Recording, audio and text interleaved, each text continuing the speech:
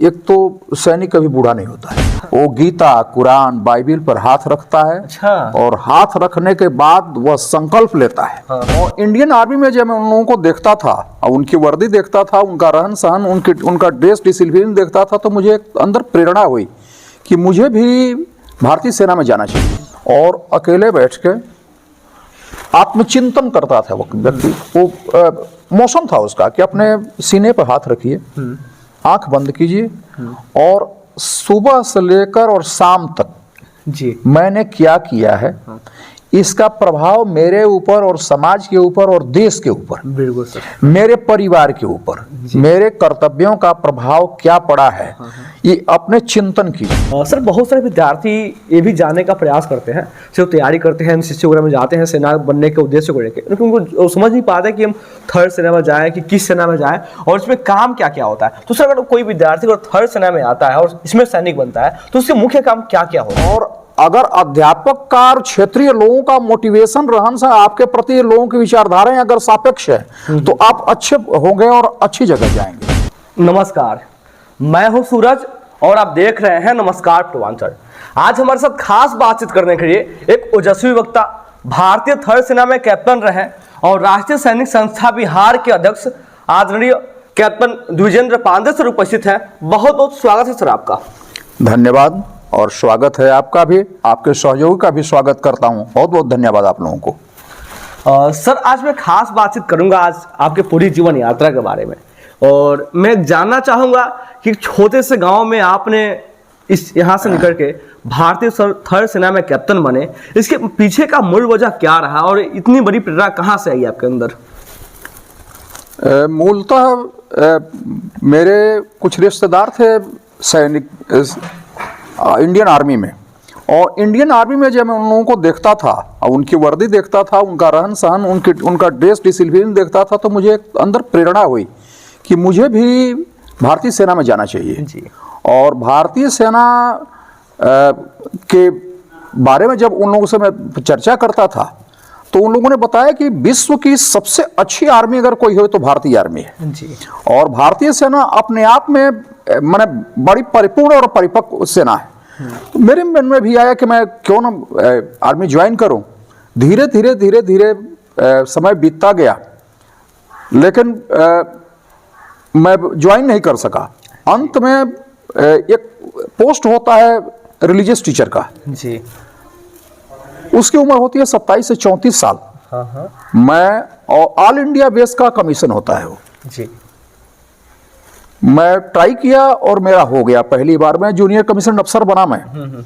और मेरे इस सेना में जाने के मुख्य संप्रेरक मेरे रिश्तेदार दो रहे, जो भारतीय सेना में ईएमई कोर में थे। जी।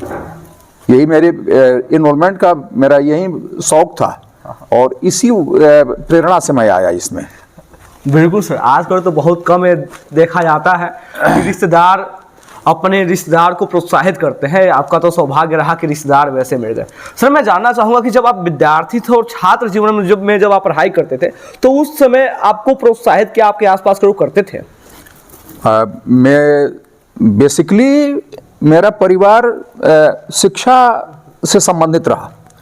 मेरे बड़े भाई सर्वोदय इंटर कॉलेज गाढ़ा में अध्यापक थे और हिंदी के प्रकांड विद्वान थे। मुझे लगता है कि उस समय उनके समकालीन जितने भी अध्यापक हैं यहाँ उनसे बढ़िया अध्यापक कोई नहीं था हिंदी और संस्कृत का। जी। मैं चारों तरफ, चूंकि 4 इंटर कॉलेजेस थे मेरे आसपास, पैरोली बघेल में 2, जनता inter college Bankata, Sarvodaya inter college गाढ़ा, सोहनपुर, इसके सारे जितने भी अध्यापक थे, चूंकि भाई साहब का छोटा भाई होने की वजह से पूरे क्षेत्र के जितने अध्यापक थे और इन 4-5 इंटरमीडिएट कॉलेज के प्रिंसिपल, सारे लोग जब भी मिलते थे तो कहते थे कि देवेंद्र मेहनत करो, और मेहनत करोगे तो कुछ मिलेगा, वरना कुछ मिलेगा नहीं। बिल्कुल सर। चूंकि ये उम्र ऐसी थी कि अगर मैं कच्चा आदमी होता है, रॉ मटेरियल होता है। जी। जी। और विद्यालय तो वर्कशॉप है। जी। ये वर्कशॉप है, जिस वर्कशॉप में तरह तरह के लोग रहते हैं। बिल्कुल सर। और अगर अध्यापक का और क्षेत्रीय लोगों का मोटिवेशन रहन से आपके प्रति लोगों की विचारधाराएं अगर सापेक्ष है तो आप अच्छे होंगे और अच्छी जगह जाएंगे। बिल्कुल सर, आपकी उच्च शिक्षा कहाँ से हुई? मैं इंटरमीडिएट तक तो लोकल सर्वोदय इंटर कॉलेज गाढ़ा में रहा जी। वहां से इंटरमीडिएट मैंने की और वहां से जाने के बाद 1978 में 1978 में मैंने मदन मोहन मालवीय जो मिनी बीएचयू के नाम से उस समय विख्यात था जी। उसमें मैंने ज्वाइन किया ग्रेजुएशन 1978 जुलाई में। अच्छा। और 1978 में ग्रेजुएशन जुलाई ज्वाइन करने के बाद वहीं से मैंने 80 तक ग्रेजुएशन की 80 में जी। और 82 में वहां से मैंने बीएड की डिग्री ली अच्छा। मोहन मालवीय कॉलेज से जी। और उसके बाद संयोग से वहां के अध्यापकों द्वारा कहा कि द्विजेंद्र एमए कर लो। हाँ हाँ हाँ। तो मैंने वहां से एमए में एडमिशन लिया हिंदी विभाग में। अच्छा, वहीं मदन मोहन मालवीय पीजी कॉलेज में। और वहीं से मैंने 84 में बीए किया, एमए किया। एमए करने के बाद फिर सेना की तरफ उन्मुख हुआ मैं। और तो सर आप भारतीय थल सेना में कैप्टन बने, तो उससे पहले शुरुआत आपने किस पोजीशन से शुरू किया था? कुछ दिन तो मैं भी अध्यापक रहा। अच्छा। हाँ, कुछ दिन मैं करीब 1 साल तक मैं एक प्रोजेक्ट के विद्यालय में मैं अध्यापक रहा जी। हिंदी पढ़ाता था। और वहां से छोड़ने के पश्चात मैं जूनियर कमीशन अफसर के रूप में ही मैंने कमीशन लिया एज ए रिलीजियस टीचर।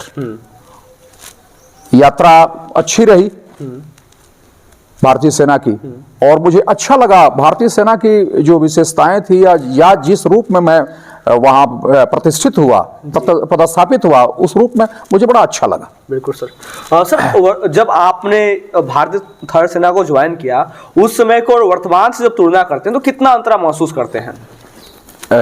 देखिए सूरज जी, जब मैंने ज्वाइन किया था इंडियन आर्मी को उस समय इंडियन आर्मी में जितने सैनिक थे इतना एडवांस टेक्नोलॉजी उस समय नहीं थी जी। अभी टेक्नोलॉजी धीरे धीरे इंटर कर रही थी जिस समय मैंने ज्वाइन किया था। लेकिन जब मैं पेंशन आउट हुआ उस समय तक एडवांस टेक्नोलॉजी ने एकदम अपना प्रभुत्व जमा लिया था इंडियन आर्मी में। जैसे उस समय अब धीरे धीरे मैं कोर ऑफ इंजीनियर में था और कोर ऑफ इंजीनियर्स में का काम जो होता है ब्रिजिंग करना, रोड वर्क करना, कंस्ट्रक्शन, बिल्डिंग वगैरह बनाने, शेल्टर कंस्ट्रक्शन वगैरह, या आईडी बारूदी सुरंगों का वो बिछाना, उसको डिटेक्ट करना, ये सब काम था। एक उस समय आया हुआ था हैवी मोबाइल ब्रिज, करीब 45 मीटर का ब्रिज था। मुझे याद है कि 15 मिनट के अंदर ही ब्रिज लॉन्च हो जाता था। अच्छा। हाँ। किसी छोटे 45 मीटर बैंक अगर किसी नदी का है या नाले का है तो वहां 15 मिनट के अंदर ही ब्रिज बनता था। सेना क्रॉस करती थी उसको और फिर वो डिसमाउंट हो जाता था। अच्छा। ऑटोमेटिक। हाँ हाँ हाँ। उसमें नई टेक्नोलॉजी आई हुई थी। जी जी। और उसके बाद तो फिर जवाब नहीं। हाँ। उसके बाद तो इतनी एडवांस टेक्नोलॉजी आई जो हर चीज में, चाहे माइन डिटेक्शन में हो या ब्रिजिंग में हो, तमाम तरह की नई टेक्नोलॉजी आई है। अच्छा। सर अगर किसी नए युवा को भारतीय थल सेना में जाना हो तो उसको क्या सुझाव देना चाहेंगे? इससे बढ़िया जीवन का कोई उद्देश्य नहीं है। अगर वह जा रहा है तो शुद्ध 100% खरा सोने का सौदा है। जी। लेकिन एक बात है, अगर आर्मी, एयरफोर्स और नवल को अगर कोई ज्वाइन कर रहा है तो उसको नौकरी समझ के इसको ज्वाइन नहीं करना है, जॉब समझ के कि मैं जॉब करने जा रहा हूं। जी। अगर उसके दिमाग में यह है कि मैं जॉब करने जा रहा हूं तो फिर वो सक्सेस नहीं होगा। बिल्कुल सर। वह यह उद्देश्य लेके जाए कि मैं जा रहा हूं तो मैं देश सेवा के लिए जा रहा हूं। चूंकि 24 आवर्स 7 डेज का एक काम है जी। 1 मिनट 1 सेकंड हम खाली नहीं है। खाली नहीं। हाँ। मैं 24 घंटे का समर्पित सोल्जर हूं। यहाँ अगर आदमी आराम करने के लिए पैसा के उद्देश्य से आदमी जा रहा है तो सक्सेस नहीं होगा। बिल्कुल सर। यहाँ जाने के बाद जो ओथ होता है, जो कसम परेड होता है, तो कसम परेड में ट्रेनिंग आउट होने के बाद, ट्रेनिंग समाप्त होने के बाद हर सोल्जर के कसम परेड होता है जी। वो गीता, कुरान, बाइबिल पर हाथ रखता है। अच्छा। और हाथ रखने के बाद वह संकल्प लेता है। हाँ। अटेस्टेशन होता है उसका। और संकल्प लेता है कि मैं नंबर सो एंड सो अपने उच्च अधिकारियों के स्वर की शपथ लेकर यह प्रतिज्ञा करता हूं कि मेरे अधिकारियों के द्वारा जो भी निर्देश मुझे प्राप्त होगा, चाहे नभ में, जल में, थल में जी, मैं अपनी स्वेच्छा से जाऊंगा। किसी भी सूरत में या किसी भी परिस्थिति में अपने उच्च अधिकारियों के आदेश की अवहेलना नहीं करूंगा। अरे वाह। तो अगर यह उस व्यक्ति के अंदर यह है, ऐसा वो सोच रहा है कि मैं इसको कर पाऊंगा, तो उसको जाना चाहिए। और भारतीय सेना में जाना एक गौरव की बात है। बिल्कुल सर, ये एक गौरव की बात है। सिविल में पैसे उड़ रहे हैं, आपके अंदर कैपेबिलिटी होनी चाहिए। आप कितने कैपेबल हैं, कैपेबिलिटी आपके अंदर होगी तो पैसे कमा लेंगे। बिल्कुल बिल्कुल सर। लेकिन ये जॉब जो है, हाँ, इसमें मुश्किल है। बिल्कुल सर। अपने को शारीरिक रूप से, मानसिक रूप से तैयार करना होता है सेना में जाने के लिए। बिल्कुल सर। अक्सर हम लोग देखते भी हैं कि जब हम 9वीं 10वीं में पढ़ते हैं उस दौरान मन में एक रहता है देश प्रेम की भावना, लेकिन जैसे 11वीं 12वीं के बाद हम ग्रेजुएशन में आते हैं तो भावना कम होने लगता है। फिर हमें लगता है कि अब हमें देश भावना के विचार से अलग होकर कुछ और कार्य में संलिप्त होना चाहिए। तो सर आप वैसे युवाओं के लिए क्या कहना चाहेंगे? मैं उन सारे जितने नए युवा हैं, जो यंग पर्सनालिटी जो अभी इंटरमीडिएट से निकल रहे हैं या हाई स्कूल पास करके निकल रहे हैं, उन लोगों से मेरा निवेदन है, सुझाव है कि कच्चा होता है आदमी उस समय। और आजकल के स्थिति परिस्थिति में अगर देखा जाए तो इससे बढ़िया कोई आप हृदयहीन व्यक्ति जिसको देश से प्रेम नहीं है, जो यहाँ की मिट्टी में रह के अपने सारे जीवन यापन करता है, यहाँ का अन्न खाता है, यहाँ का पानी पीता है, यहाँ के शुद्ध हवा में सांस लेता है, और वह व्यक्ति अगर उसके अंदर अगर देश के प्रति कोई सम्मान नहीं है, उसके प्रति प्रेम नहीं है, तो वो तो उसका जीवन निष्ठुर है। बिल्कुल सर। वो तो पशु भी है जो, लेकिन पशु में तो मैंने देखा है कि जो मैंने आर्मी में देखा है कि आरबीसी एक कोर होता है हमारे यहाँ, जिसमें घोड़े होते हैं और कुत्ते होते हैं। इन सबसे तो अच्छे वो कुत्ते हैं जो हमारे यहाँ जो ट्रेंड किए जाते हैं कि अपने देश के लिए मर जाते हैं सब। बिल्कुल सर। कई जगह ऐसा आईडी ब्लास्ट हुआ है जहां हमारे कुत्ते गए हैं, सूंघे हैं और आईडी डिटेक्ट किए हैं और वहां उनका प्राणांत हो गया है। बिल्कुल सर। तो पशुओं से ये तो एक कर्मजोन ही है ना। ये मनुष्य का जीवन है, भोग जोन नहीं है, कर्म जोन ही है। ये करने के लिए पैदा होते हैं, भोगने के लिए पैदा नहीं होते हैं। भोग ये तो चल रहा है, व्यवस्था चल रही है तो चल रहा है। आदमी हर व्यक्ति खाता है, कपड़े पहनता है, समाज में रहता है, लोगों से संबंध स्थापित करता है, लेकिन जीवन का उद्देश्य ये है नहीं है। जीवन का उद्देश्य कुछ करना है। बिल्कुल सर। लेकिन सर जैसे आपने भी मुझे लगता है महसूस अवश्य किए होंगे कि जब हम छात्र जीवन में होते हैं और जब छोटे बच्चे होते हैं तो देश के प्रति जो प्रेम उमड़ता है ना, वो जब हम बड़े होते हैं, ग्रेजुएशन तक आते हैं, तो प्रेम केवल 2 लोगों तक ही सीमित हो जाता है। वो प्रेम देश तक ना क्या विचार बदल जाता है। फिर मुझे लगता है कि अब देश अलग है और हमारा जीवन अलग है। तो सर वहां मुझे लगता है कि अब उन युवाओं को कुछ ऐसा आपके माध्यम से सुझाव दिया जाना चाहिए जहां से फिर उन युवाओं को महसूस यह बात हो कि हम जब छोटे बच्चे थे और देश के प्रति हमारे में जो प्रेम था वो प्रेम अभी भी बना रहे। इसके लिए हम लोग जब ट्रेनिंग में थे तो कुछ हम लोगों के सीनियर्स थे, कुछ हम लोगों के इंस्ट्रक्टर्स थे, एक सेशन चलाया करते थे जी।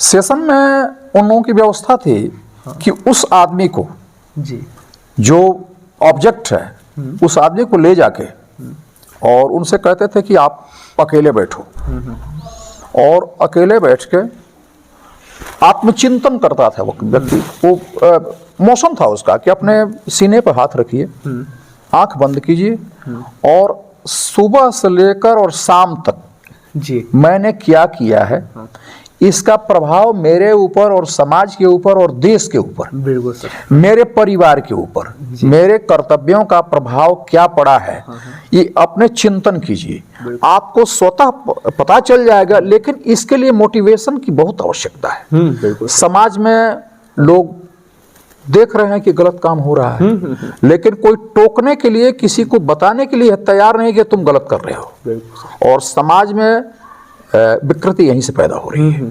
अगर बच्चा है वो अपने तक ही अगर सीमित रह रहा है तो उसको निश्चित रूप से किसी न किसी को बताना चाहिए कि तुम्हारे जीवन के अलावे भी और भी तुम्हारे ऊपर, तुम्हारी बहुत जिम्मेदारियां हैं। बिल्कुल बिल्कुल सर। हम मान लीजिए एक किसान है, किसान वह अन्न पैदा करता है तो उसके अन्न से उसके परिवार का ही पेट थोड़े भरता है। उस अन्न से इस समाज के सारे लोगों को वो अन्न देता है, जिनकी जो अन्न पैदा नहीं करता उसके लिए। बिल्कुल। कुछ पक्षी होते हैं जो उसके अन्न से अपना भरण पोषण करते हैं। जी। कुछ ऐसे कीट पतंग हैं जो उसके अन्न से उनका काम चलता है। तो अकेले का जीवन नहीं है, मनुष्य का जीवन जो है ये हम भले ही मानते हैं कि व्यक्तिगत जीवन हमारा है, व्यक्तिगत जीवन नहीं है, ये सार्वजनिक जीवन है हमारा। जी। और जब तक हम यह नहीं मानेंगे कि हमारा जीवन सार्वजनिक है, व्यक्तिगत नहीं है, तब तक हमारे अंदर देश प्रेम की भावना जगेगी नहीं। बिल्कुल बिल्कुल सर। सर, जब भारतीय थल सेना में आप अपनी सेवा दे रहे थे तो उस दौरान आपकी सबसे बड़ी उपलब्धि क्या रही है? उपलब्धि बहुत सारी चीजें रही, लेकिन कुछ ऐसी चीजें हैं कि जिसमें जिसको आदमी इग्नोर करके और आदमी अपना सर्विस नहीं कर सकता था। मैं डिप्लॉय था काउंटर इंसर्जेंसी में, और वहाँ एक बंदा रोज आता था जूता सिलने के लिए। मोची का काम करता था, जूता सिलने का इंस्ट्रूमेंट था, धागे थे, पॉलिश था, मोम था धागा तैयार करने के लिए। आता था एक जगह, निश्चित जगह बैठता था। मैं कई दिन उसको वॉच किया कि ये आदमी आ रहा है, और मैं एक दिन पूछा उसे कि आप घर कहाँ है आपका? राजस्थान में हम लोग थे। अच्छा। कहा कि बाबू घर यहीं है, थोड़ी दूर चले यहाँ। मैंने कहा घर अपना बताओ, अपना एड्रेस तो बताओ कि आप आ रहे हो, कैंप में घुस रहे हो, कम से कम अपना एड्रेस तो बताओ कि आप हो कौन। फिर मैं उसके लगा इधर उधर छींटने उसको छींटने के बाद एक मुझे वहाँ से वायरलेस टाइप कुछ मिला जी। और मैं उसको पकड़ा। अरे वाह। पकड़ने के बाद ले गया अपने अधिकारियों के पास। आप ये जूता सिलने के रोज आता था, कहता था कि मैं मोची हूँ, स्वीपर, और जूता सिलता हूँ, और इसके ये मिला है, मुझे लगता है कि कुछ संदेहास्पद चीज़ है। लोगों ने इसको ट्रेस आउट किया तो उसका संबंध था किसी ऐसे गिरोह से जो एंटी नेशनल था। अरे। लोगों ने उसको उठाया, शिनाख्त वगैरह की, 2-4 पुलिस को दिया। तो ये सबसे बड़ी हमारी उपलब्धि ये रही कि काउंटर इंसर्जेंसी में थे और हम लोग मूव किए थे उस समय वार के लिए। संसद पर हमला हुआ था उस समय, और उसी में हमारी पूरी सेना यहाँ से मूव कर गई थी पाकिस्तान बॉर्डर के लिए। एक जगह है चुनावड़ में हम लोग डिप्लॉय थे। ये सबसे मेरे जीवन का सबसे बड़ा वो रहा। नहीं, बिल्कुल बिल्कुल। सर, बहुत सारे विद्यार्थी ये भी जानने का प्रयास करते हैं, सिर्फ तैयारी करते हैं, एनसीसी वगैरह में जाते हैं सेना बनने के उद्देश्य को लेकर, लेकिन उनको समझ नहीं पाते कि हम थर्ड सेना में जाएं कि किस सेना में जाएं और इसमें काम क्या क्या होता है। तो सर, अगर कोई विद्यार्थी अगर थर्ड सेना में आता है और इसमें सैनिक बनता है तो उसके मुख्य काम क्या क्या होते हैं? जो आर्मी ज्वाइन करता है, आर्मी के कई कोर हैं जी। सबसे पहले तो फर्स्ट ऑफ ऑल और सबसे पहले वो सोल्जर है जी, सैनिक है। सैनिक है। एक सैनिक के मूलभूत कर्तव्य क्या है, हाँ। उसका पहला काम वो है जी। जैसे फिजिकल फिटनेस के लिए सवेरे उठना, पीटी परेड करना, उसके बाद ड्रिल वगैरह है, ड्रिल है, उसके बाद उसका जो प्रोफेशनल वर्क है। लेकिन सबसे पहले वो एक सोल्जर है। सोल्जर होने के बाद कई तरह के ट्रेड हैं इसमें, जैसे इन्फेंट्री है, इन्फेंट्री में गनर है, जिसका कुछ आर्टिलरी में तोप के जिसमें तोपखाना है और उसमें उसके जो तोप ऑपरेटर होते हैं, गन ऑपरेटर होते हैं उसमें, या इंजीनियर्स में, तो इंजीनियर्स में सारे ट्रेड होते हैं करीब, क्लर्क है, सफाई वाला है, ये सारे ट्रेड्स हैं और सबके बाद सबका अपना अपना अलग रोल है, लेकिन सब इकट्ठे होके एक काम करते हैं, केवल देश सेवा। देश सेवा। एक दूसरे पर डिपेंड है सारे लोग। बिना सफाई वाले के, बिना सफाई वाला तो अब नहीं रहा, अब उसको हाउसकीपर कहा जा रहा है जी। सफाई वाला पहले जो ट्रेड था उसको हाउसकीपर कहा जा रहा है। तो बिना उसके क्लर्क का जीवन वो नहीं है, बिना क्लर्कियल स्टाफ के जो इन्फेंट्री है, जो लड़ाई लड़ती है, उसका जीवन सफल नहीं है, बिना उसके क्लर्क का जीवन सफल नहीं है। अफसर और जितने जवान हैं हमारे बीच का एक ब्रिज है, जेसीएज होता है, जूनियर कमीशन अफसर होता है, तो ये सारे लोगों का आपसी कोऑपरेशन जो है एक दूसरे पर आधारित है। बिल्कुल बिल्कुल सर। और इंडियन आर्मी या एयरफोर्स या नवल का कोई भी ट्रेड जो है वो छोटा नहीं है। हर व्यक्ति सोल्जर है वहाँ जी, हर व्यक्ति सैनिक है। नहीं बिल्कुल बिल्कुल सर। और मुझे लगता है कि जब ये भाव रहता है देश प्रेम का और वो किसी पद पे वहाँ काम करता है तो भाव हमेशा उमड़ता ही रहता है देश प्रेम के लिए। एकदम उसमें हम लोग तो एक सेशन चलाते हैं सिविल के, जैसे हम लोग लेह लद्दाख में थे तो एक मिशन चलता था सद्भावना। सद्भावना मिशन के तहत लेह लद्दाख के जितने लोकल लोग थे, अशिक्षा है वहाँ, बहुत ज़्यादा शिक्षा नहीं थी, तो वहाँ के कुछ गांव के लोगों को, कुछ गांव को हम लोग अडॉप्ट करते थे ऑपरेशन सद्भावना के तहत, और वहाँ के गांव के बच्चों को ले आते थे, उसको पढ़ाते थे, प्राइमरी पढ़ाते थे, जूनियर पढ़ाते थे, जूनियर पढ़ाने के बाद अगर जरूरत है तो उसको यूनिवर्सिटी वगैरह आदमी यहाँ से रिकमेंड करता था उसको। फौज उसका राशन, बच्चों को खाना खिलाती थी फौज, उनके कपड़े यूनिफॉर्म की व्यवस्था फौज करती है। मतलब सेना का काम करने के साथ साथ शिक्षा भी काम करते हैं, उसको ऑपरेशन सद्भावना कहते हैं जी। सद्भावना के तहत वहाँ के लोगों को हम लोकल लोगों को अडॉप्ट करते हैं। वहाँ के बच्चे हैं, बच्चों को कुछ जो तो ऐसे है कि जहाँ हम पिकनिक पर ले जाते हैं उसको। अच्छा। जैसे कभी दिल्ली लेके चले गए, वहाँ से लद्दाख से, कभी वो लेके चले गए इधर साउथ इंडिया में, उनको घुमा उमा के ले आए, सारे देश दुनिया के बारे में उनको जानकारी दिए कि कैसे क्या हो रहा है। और ये सब सेना सारी चीजें करती है। बिल्कुल सर, लेकिन वो तो नौकरी जो होती है, जो सेवा होती है, बिल्कुल उसमें गंभीरता वाली स्थिति होती है। हाँ, एकदम। तो सर आपको कभी हमेशा आप लोग गंभीर ही रहते थे या फिर कभी हंसी मजाक? ना, बहुत सारी चीजें, आदमी एकदम खुल के हंसता है। वो गाना नहीं सुने हैं कि नाच गाओ मुस्कुरा लो, पता नहीं कौन साथी छूट जाए, किसी का गाना था।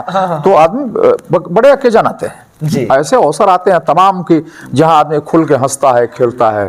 हाँ, व्यवस्था है अपने उस फेंस वायर के अंदर ही आदमी करता है। हाँ। सर आपने अपनी सेवा के दौरान कोई ऐसा समय जिसे कभी आप भूलते नहीं हो और बहुत आप उसको याद करके एंजॉय करते हो? कई जगह, कई स्टेशन मिले जिसको आदमी भूल नहीं सकता है। जैसे बेंगलोर का स्टेशन था, बड़ा सुंदर था, बहुत अच्छा था। रांची था, लेह लद्दाख था। कुछ दिनों के लिए डलहौजी में गया था, तो डलहौजी का भी अपने आप में बेमिसाल है। डलहौजी, डलहौजी से के पास एक जगह थी खजियार, जिसको वहाँ लोग कहते हैं कि ये स्विट्जरलैंड है। खजियार जो है उसको लोग कहते हैं कि स्विट्जरलैंड है। बहुत सुंदर और बहुत रमणीक जगह है। तो सर सेवा के दौरान आपने पूरे भारत को घूम लिया? लगभग क्रीम सिटीज जितनी है तकरीबन भारतीय सेना ने घुमा दिया। अरे वाह, भारतीय सेना ने घुमा दिया। तो सर अब तो आप रिटायर हो चुके हैं, तो रिटायर होने के बाद क्या आप लोगों ने कोई ऐसी संस्था बनाई जहां सारे रिटायर्ड अफसर एक साथ मिले फिर बातचीत हो? एक तो रीयूनियन होता है हम लोगों का जी। रीयूनियन का मतलब कि जिस कोर में हम भर्ती हुए, जिस कोर में मैंने सेवा की, उस कोर का हर 3 साल के बाद हमारी यूनिटें जो है, यूनिट के जितने भी सदस्य हैं, यूनिट इनवाइट करती हो और 3-4 दिन का कार्यक्रम होता है। उसमें कुछ मनोरंजन के कार्यक्रम होते हैं, कुछ गेम होते हैं और उसमें बुलाती है, या जो सेंटर है हम लोग का, जहाँ ट्रेनिंग सेंटर है, ट्रेनिंग सेंटर में भी इन्होंने वहाँ भी लोग बुलाते हैं। इसके साथ साथ कुछ ऐसी संस्थाएं हैं जिस संस्थाओं के साथ आदमी जुड़ा हुआ है, आदमी बैठता है, हंसता है, बोलता है अपने साथियों के साथ, हाँ, अब टाइम पास होता है। बिल्कुल सर, जैसा कि हम सभी जानते हैं कि आप राष्ट्रीय सैनिक संस्था बिहार के अध्यक्ष भी हैं, तो इस संस्था के बारे में आपको जानकारी देना चाहें। ये राष्ट्रीय सैनिक संस्था जो है, ये भारत के रिटायर्ड सैनिक प्लस सिविलियन गौरव सेनानी, ये दोनों को मिलाकर जी एक संस्था का सूत्रपात किया कर्नल टीपी त्यागी सेना मेडल ने, और धीरे धीरे लोगों के बीच इसका क्रेज इतना बढ़ा कि आज 27 राज्यों में इसकी शाखा है और पूर्णतः ये काम कर रही है। सामाजिक समाज के जितने भी क्षेत्र हैं, चाहे लोगों की मदद करना, जितनी कुरीतियां हैं, कुरीतियों के संबंध में आपको कई जगह तो ऐसे हैं कि आदमी आरटीआई के द्वारा, चूंकि रिजर्वेशन है एक सर्विसमैन का, तो आरटीआई के द्वारा आदमी मांगता है सरकार से कि कितनी रिक्तियां हैं, कितने पद खाली हैं जो एक सर्विसमैन के, तो आदमी उससे मांग के एक सर्विसमैन के प्लेसमेंट के लिए उसके आदमी उसमें तत्पर है। काफी काम हो रहा है इसके तहत। बिल्कुल सर। तो सर और जो आपकी संस्था है राष्ट्रीय सेवा संस्था, रिटायर होने से पूर्व कोई व्यक्ति उसको ज्वाइन करना चाहे तो क्या ज्वाइन हो सकता है? रिटायरमेंट के पहले नहीं, रिटायरमेंट के पहले नहीं। वो एक्टिव सर्विस में, एक्टिव सर्विस का एक नियम है कि वह किसी भी दूसरे ऑर्गेनाइजेशन का सदस्य नहीं बन सकता है जी। भारतीय सेना के अलावे उसके अंदर किसी भी तरह की कोई दूसरी सोच है ही नहीं। बिल्कुल सर, लेकिन एक बात ये भी कहा जाता है कि जब कोई भी संस्था या कोई भी ऑर्गेनाइजेशन जब आगे बढ़ाना तो वहाँ युवाओं की आवश्यकता पड़ती है, और निश्चित तौर पे उस जब जैसे आपने हमसे बताया कि उसमें कोई भी ज्वाइन करता है तो रिटायर के बाद ही जाते हैं। हाँ। तो सर वहाँ युवाओं की आवश्यकता आप लोगों को महसूस नहीं होती है? कुछ तो ऐसा है कि एक तो सैनिक कभी बूढ़ा नहीं होता है। बिल्कुल बिल्कुल सर, एकदम 24 आवर्स और ताजिंदगी जी ये जवान रहता है। दूसरी बात यह है कि कुछ ऐसे भी लोग हैं कि जो 36-37 वर्ष की अवस्था में ही पेंशन आउट हो जाता है, तो हमारे सदस्य हैं जी। हाँ, और जो सिविलियंस के, जो सिविल के लोग हैं गौरव सेनानी हमारे साथ, तो मुझे लगता है कि हर स्टेट में युवा विंग है हमारे पास, महिला विंग है, युवा विंग है, आपको चिकित्सा प्रकोष्ठ है, अधिवक्ता प्रकोष्ठ है, सारे प्रकोष्ठ बने हुए हैं इसके। जी, जी। हाँ, हर क्षेत्र में काम करता है। सर आप कितने वर्ष की उम्र में रिटायर हो गए? मैं 57 साल में पेंशन आउट हुआ, 57 साल में।